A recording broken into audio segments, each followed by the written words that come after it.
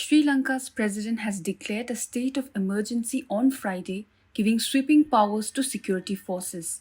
Sri Lanka is reeling under what is being termed as its worst financial crisis in recent history, and late Thursday night, hundreds of protesters marched to the house of Sri Lankan President Gotabaya Rajapaksa in Colombo, protesting over the government's handling of the economic crisis and demanding his resignation. The protest followed as Sri Lanka's economic crisis worsened, with people facing rampant blackouts, food and fuel shortages, and foreign investment dropping drastically in the last few days. One of the major issues that citizens of Sri Lanka is facing is the shortage of diesel, which is the main fuel for buses and commercial vehicles across the country.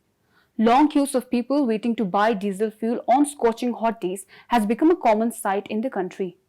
One of Sri Lanka's biggest fuel suppliers, Lanka IOC, has raised the price of petrol by nearly 20%, increasing the rate from Rs 254 to now 303 per litre. Similarly, the increasing oil prices due to the Russia-Ukraine crisis have also resulted in petroleum prices rising up by 88% in comparison to last year, while prices of milk powder are as high as Rs 790 for 400 grams, while rice is at Rs 290 a kilogram. While Sri Lanka's economy was in bad shape even before the COVID pandemic struck, with the country facing huge piles of foreign debt, the lockdown further added to its woes and hampered the informal sector, which accounts for nearly 60% of the country's workforce. Worse still, the country's foreign exchange reserves have fallen by 70% in the past 2 years to about $2.31 billion as of February, making it difficult for the government to pay for essential imports, including food and fuel. The economic crisis is further exacerbated by huge piles of debts it owes to global agencies like World Bank, Asian Development Bank, and Russian International Cooperation Agency.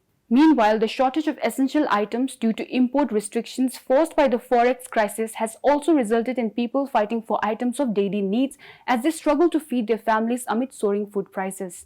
However, Colombo's battle with high debt and low foreign exchange reserves is not a recent phenomenon and can in fact be traced to the ethnic conflict from 1983-2009, which left the economy in a very bad shape from the very beginning.